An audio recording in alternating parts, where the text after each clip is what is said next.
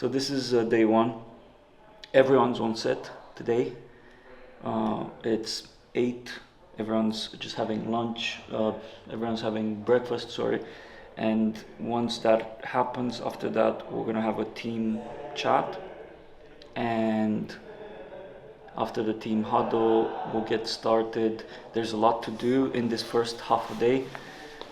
We have to figure out all of this. We have to set up the rest of the rig shot, and for the dolly shots, we have to set up the cameras. We have to set up the audio, lights. The video village needs to be set up as well, because that's where we're going to capture some of the proxy stuff, and that's where we play back the shots. And I think Pip, our director, wants to see once there's a scene, he wants to properly be able to play back. So we'll need to figure out how we do that with sound and everything. It's exciting. It's also nerve-wracking because we've put so much in this in terms of resources, energy, time. So now it's, I think I'm probably going to be more, I think it depends on how we finish today. If today we finish it everything is super laid down and we know the battle plan for tomorrow. Today is test day and tomorrow is going to be the actual shoot. If at the end of the day we have everything ready to go and we're confident, I think I'm going to feel less nervous about tomorrow, but still probably more nervous than today because tomorrow we're actually shooting. So yeah, we have the set building, set decoration happening as well in the same time. So I think it's just going to be, today's going to be coordinating ourselves properly. There's going to be a lot of pockets of people working on various things, from audio, video, lights, set decoration, wardrobe. So yeah, we'll just need to make sure that we all dance around each other properly and we don't step on each other's toes, to put it like that. So first half of the day is just rigging. I think that's the main thing. And then the second half of the day we'll probably test some of the shots, but we'll have a chat in a few hours and I'll tell you where we are with the schedule. Right, so I'm Biro. I'm the founder of Masterwork. I'm also acting as the producer and the DOP, depending on when it suits me. I'm the producer when it suits me, and I'm the DOP when it suits me. Okay. So yeah. I'm Ollie. I'm the gaffer, gaffer of the Portfoot. Yeah, I will be doing the lighting. Yeah, Sam Spark. I'll be helping him. I'll be his right ankle. I'm Pip, I'm director. I'm Dawn, doing set design and wardrobe. Right. Toby doing sound. Zach, second AC. Chris shooting behind the scenes. We're missing Robbie. Oh. You'll have to see. I'm Bobby. I'm helping Bill. His camera assistant, helping with the cameras and stuff. A bit of that, production assistant. Hi, Camilla, production assistant as well. Yeah, so and we have Zoe, makeup and hair, and Ray. That's it. Yeah. That's Yeah. it. That's The the talent, entire yeah. team. So this is Masterwork. It's a new company, a film production company. We're based here in Brighton. We have people all around. I started Masterwork. I'm coming from a completely different environment. I built and sold a software business, exited at the end of 2022. Always been passionate about the creative stuff in the film industry, and I'm a nerd when it comes to equipment. I've gathered way too much equipment, and secretly that's the real reason why I started Masterwork. I'm like, well, I have too much equipment and no reason to have it. But while I was building my company, brand messaging and brand positioning was a key to our success, and we've done a lot of that through video content as well. So I'm really into this topic, and what better way to merge the two worlds of business, SaaS, B2B, and filmmaking than to create a service that can help other brands craft better messages through video. Today's shoot is not a customer shoot. We had a couple of projects, but this is a promo for Masterwork. So we're all of this is our own investment, our own time and so on, in order to put together an advert, a promo, and a message out there that puts us on the map. So that's why we kind of went all in on building a set rather than, you know, going on location, bringing some of the stuff that looks a bit more flashy on camera as well, just because we want to show what we're capable as a team. So the concept really is super simple. It's a really short kind of ad promo. When I was kind of really thinking about it, you know, all creativity lends from everywhere else where you've seen stuff. So this is not something I've created, but years and years ago, somebody said to me something which really stuck in my brain, which is about communication. It's about creating signal and not noise, because there's so much noise. And over the decades, that's just got worse and worse and worse and worse now that we can all just create immediate noise through our phones or whatever. So communication is about crafting a signal that people want to tune into. So really the concept is that Masterwork is there to help people do that. You want to communicate to people, we'll help you come up with a concept, we'll help you make it so it really does communicate to the people that you want to do. So the reason for this idea is that essentially our actor, you know, has, through all the stuff that we'll show, has been in the mountains, been climbing, been in an accident, found herself to this old abandoned hut with all this old communication equipment, is trying to get a message out, but it's just not getting there. It's all static, it's all noise. She manages, through some skills that she's got, to pull some things together, tweak some things around. She gets the message out and the message comes back, so she knows she's actually, you know, got a message out there. She's got a reply back, and that is it. So it's really, and then she turns to camera, we break the fourth wall, she moves towards camera as she tells us about Masterwork, and that Masterwork is going to be help you to do that with your company. So it's super simple, heavily reliant on this brilliant set, what Dawn's going to do in set dressing that and laying everything out in the way that we're going to be able to capture that and see it, and obviously in terms of Ray, who's our actor, in the way that she's going to be able to portray that through. But every single bit of one of your skills is going to be massively required to make sure that all comes together and works. But that's it in a nutshell, really. So we've got time to really make this work creatively, visually, technically, as best that we can do it. So tomorrow we can be absolutely on it in terms of turnover. So.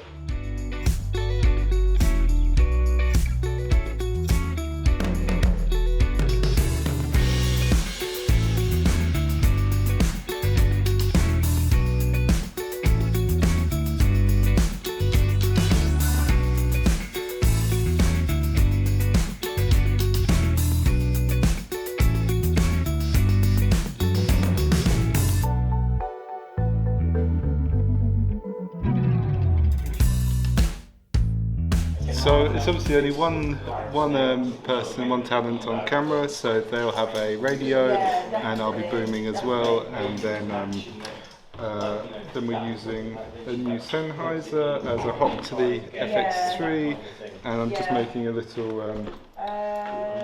rig so that I can put the timecode box on top of that. So you need time code, yeah. Quite small thing to go on the camera. Okay, sweet. Just making, but half this new one is Bureaus. I'm just making sure I've got the kit to be able to use it properly. Okay, no worries. So could you tell us what you're up to? Currently, I'm trying to work out how to power our wireless transmission system from the camera over there, the Sony FX3, to our lovely video village over here, so all the people that need to be further away from set can actually enjoy the fun of being on set. I use the sort of Sony FX3s quite a lot recently. I've never used this wireless transmission system, so that's the thing I'm facing at the moment. I've got it all synced up and working. Right. I'm just currently trying to work out how to power the transmitter underneath the camera, because currently there's a lot of cables. So I'm just going through this massive cables here, trying to work out what cables we have, what cables we don't, and what I can actually do.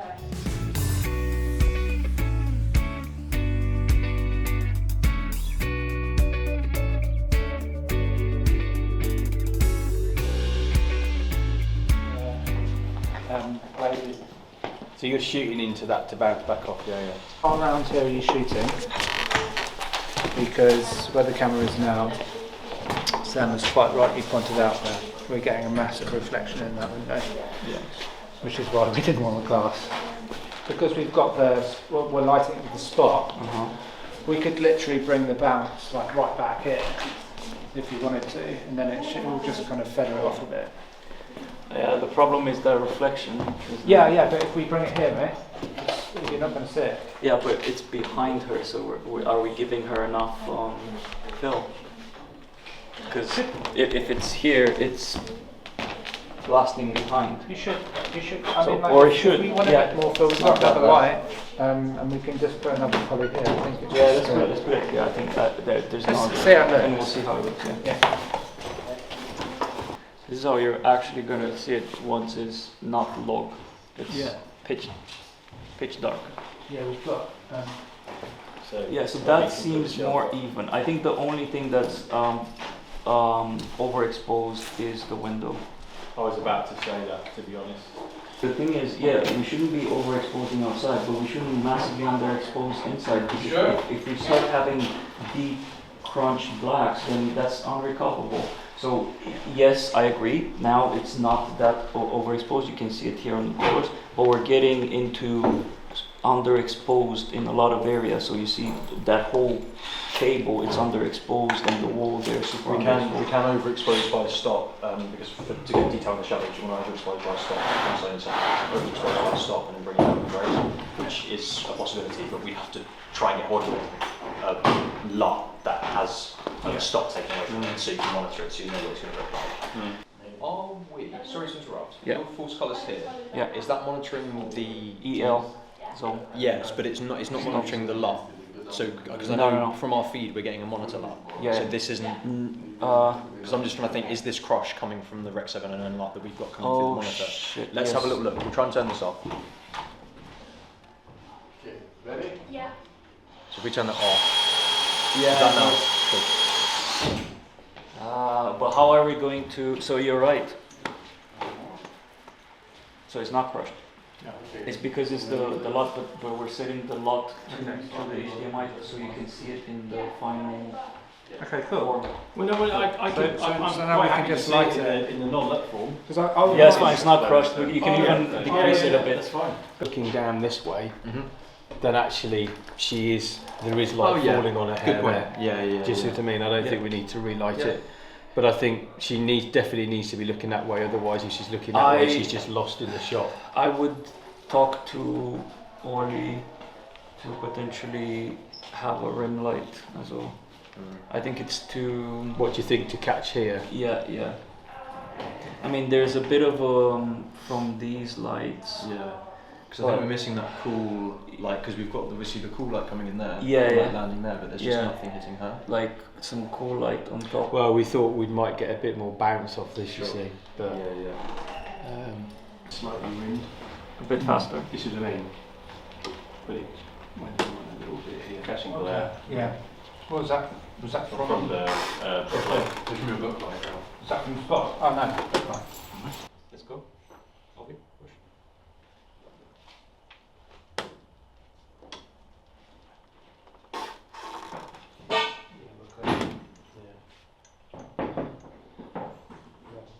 Moment there's on top of her head, there's like it just feels like the light on the window is fake because it's not powerful enough to light her on top. Back, I don't see that much the value of it. Is where's that light coming from versus having it on top.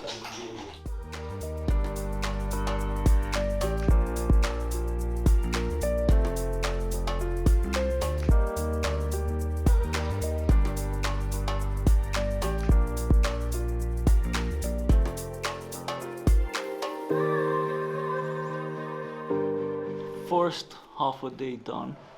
We managed to set up the beast, the rickshaw with the camera, and we also decided that we're gonna keep everything on it as is and not touch it because it's gonna take us a lot of time to de-rig, put it on a tripod, and then put it back on it and so on. So we're gonna have two cameras for the shoot for the scenes as well, for the film scenes. One's going to be on the rickshaw and one is going to be on the tripod and moved around. We're almost done with the lights as well. I think it's looking pretty good. They're not all on, but I think we're getting where we're supposed to be.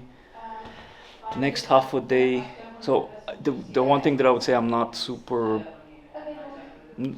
happy with the progress, mainly on the camera tech stuff. I think the rig shaw setup has taken a lot more time than I was expecting it. But it's also the most critical part of this whole shoot and the most complex in a sense. But we also need to try next the cutout scenes and look how everything looks, like the framing and also other shots that we have. So probably this second half of the day is going to be a lot of that.